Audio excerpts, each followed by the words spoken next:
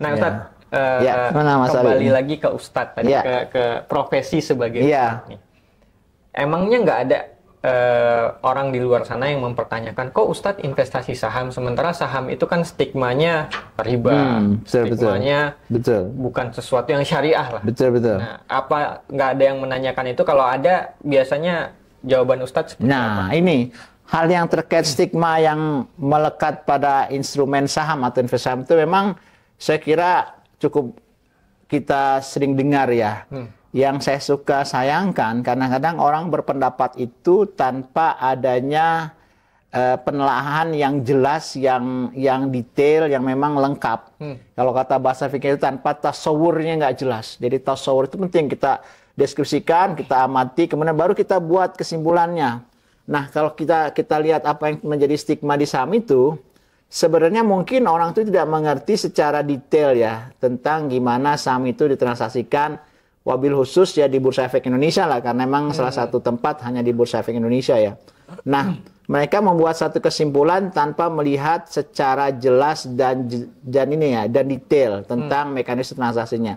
Padahal kalau kita lihat konsep saham sendiri itu secara fikih itu udah syariah banget. Saham itu syariah banget. Syariah banget. Karena saham itu kata asalnya dari bahasa Arab itu artinya sahmun ya. Sahmun itu berarti saham ya. Ya, jadi sahmun itu saham yang dalam bahasa Inggris berarti portion, porsi. Jadi kalau kita punya saham itu berarti kita punya satu porsi kepemilikan pada suatu perusahaan. Jadi yang jelas kalau kita beli saham itu bukan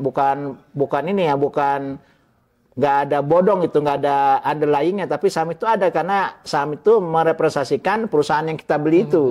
Jadi ada representasi dari asetnya. Jadi jangan sampai kita beli aset yang nanti kalau aset itu tiba-tiba selesai terus kita ingat asetnya mana nih? Saham ada. Perusahaan itu emang ada karena semuanya harus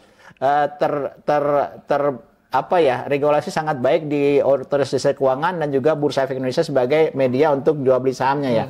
Jadi memang orang tuh memang memutuskan pada sesuatu yang dia nggak pahami. Oleh karena itu saya sangat apresiasi nih Bursa Efek Indonesia nih. Terus edukasi. Nah, gimana stigma itu bisa hilang? Nah, saya mau tambahkan sedikit bahwa tadi konsep saya secara fikih itu fikih memang sahmun. Kemudian dari para ulama itu telah mengendorse saham itu sudah lama sebenarnya, bahwa saham itu secara fikih boleh gitu untuk kita beli. Yang penting jenis usaha miternya itu halal. Usaha miternya halal, bukan yang haram ya. Sehingga kita harus bisnis halal. Nah, kalau yang di kita mungkin kalau kita lihat sekarang bahkan dengan kerjasama yang baik antara Dewan Nasional Majelis Ulama Indonesia dengan OJK, kemudian Bursa Efek Indonesia, itu telah diterbitkan namanya tuh daftar efek syariah. Jadi saham-saham yang memang syariah, ini hanya syariah saja yang dikeluarkan oleh, jadi yang terdaftar yang ada di Bursa Efek Indonesia itu diseleksi oleh OJK, oleh DSN MUI, termasuk melibatkan BI untuk diterbitkan namanya daftar efek syariah. Jadi secara fikih itu harusnya selesai. Dan kalau kita ngomongin fikih, berbicara tentang fikih, maka kita tidak lepas dari konsep yang namanya akad. Sekarang kita lihat akad saham itu apa sih? Nah, dalam konteks fikih, waktu orang bikin saham itu punya itu berarti akad itu syirkah. Syirkah. Ya, syirkah itu berarti tiap-tiap orang itu berkontribusi modal pada perusahaan itu. Jadi kontribusi si A, B, C, D, kontribusi terjadi waktu dia di-invite atau diundang untuk menjadi pemegang saham lewat IPO. Initial Public Offering. Jadi orang masuk tuh di-invite, diundang untuk jadi pemegang saham. Waktu dia beli pada saat IPO, maka dia telah menjadi pemegang saham yang dia beli itu. Jadi shareholder atau jadi pemegang saham yang dia beli. Kemudian berikutnya waktu dia listing di bursa, maka terjadilah interaksi antar para investor di bursa. Karena bursa itu menyediakan fasilitas untuk jual beli. Waktu itu akadnya pas di bursa, akadnya jual beli. Nah, kalau akad jual beli berarti itu selesai juga. Karena jual beli itu secara syariat itu halal. Mungkin ayatnya banyak yang apa kali. Wa ahallallahu a'udzubillahi minasyaitonirrajim. Wa ahalallahul bai'a wa harrama riba. Allah tuh menghalalkan jual beli dan mengharamkan riba. Jual beli itu Allah endorse, itu halal. Nah, waktu kita bicara tentang konsep jual beli saham itu, maka masuk ke rukun jual belinya. Apa rukun jual beli itu? Ada barang, ada pihak yang bertransaksi, penjual dan pembeli, ada barang, ada harga, ada ijab qabul. Semuanya setelah saya amati ya di transaksi di Bursa Efek Indonesia, itu semuanya terjadi dan semuanya sah. sah ya Ustaz ya. Iya, jadi buat teman-teman ini ya sahabat Idea Islamik ini harusnya sih nggak ada syak lagi, nggak ada keraguan ya bahwa saham itu syariah. Apalagi kalau kita lihat fatwa-fatwa yang DSN keluarkan, mulai dari fatwa 20, fatwa 40, fatwa 80 dan beberapa fatwa-fatwa lain yang terkait dengan saham.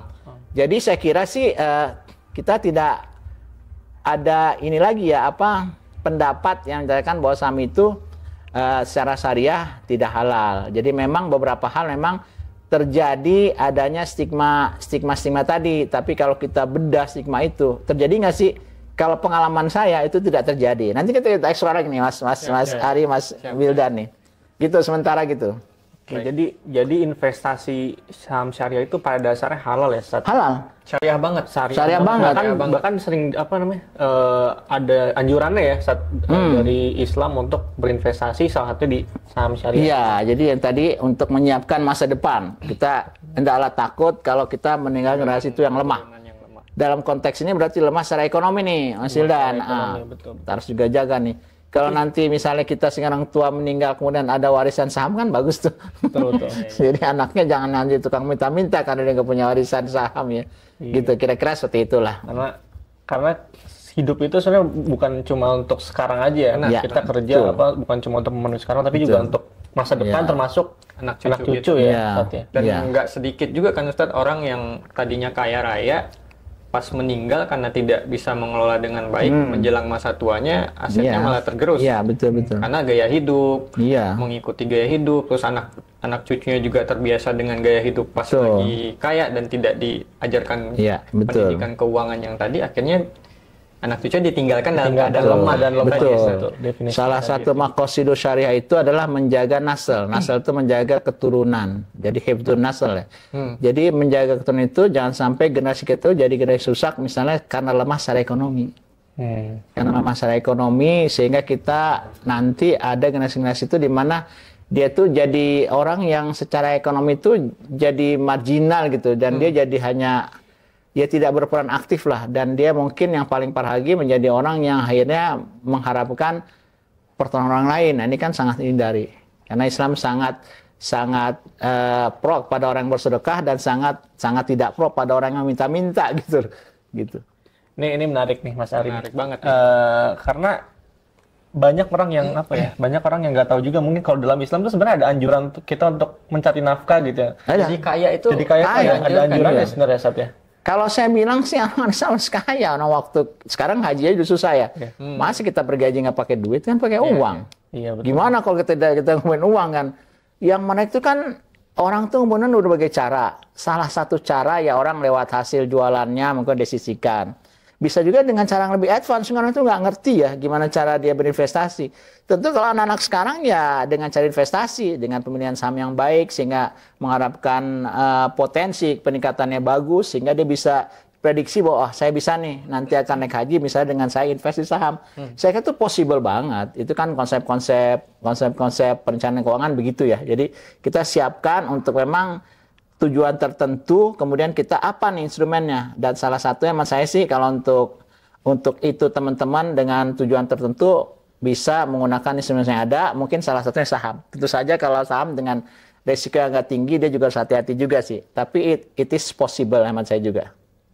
Ya, kadang soalnya ada yang bilang, ngapain rezeki dicari gitu, ntar juga nggak dibawa, nggak dibawa mati gitu, dibawa mati gitu akhirnya ya hidupnya nggak setengah-setengah ya, nggak maksimal dalam cari nafkah. Padahal banyak sekali ibadah yang justru bisa didukung kalau kita punya harta ya, Betul, kan? Haji gitu ya, bisa berzakat. Haji, zakat, sedekah, infak, wakaf juga. Kalau kita nggak punya aset kan kita apa yang diwakafkan kan? Wakaf itu kan dari aset yang kita beli, tiba-tiba kita punya kesadaran nih aset ini biar tetap menghasilkan pahala walaupun saya sudah meninggal diapakan? Diwakafkan. Ya. Jadi kalau ingat tagline satu nazir Ustadz, harta itu dibawa mati. Betul. Lewat wakaf. Oh iya benar. Jadi ini terkait dengan satu hadis ya. Kalau orang meninggal itu, apabila meninggal Ibnu Adam itu maka semuanya terputus oleh 3. Sedekahun jariyah. Sedekah jariyah itu para ulama sepakat itu wakaf. Jadi dia mengalir terus karena misalnya terus termanfaati harta wakaf itu. Karena wakaf itu kan esensinya harus kekal dia. Itu ya. Masih bisa dinikmati sampai sekarang gitu ya. Oke.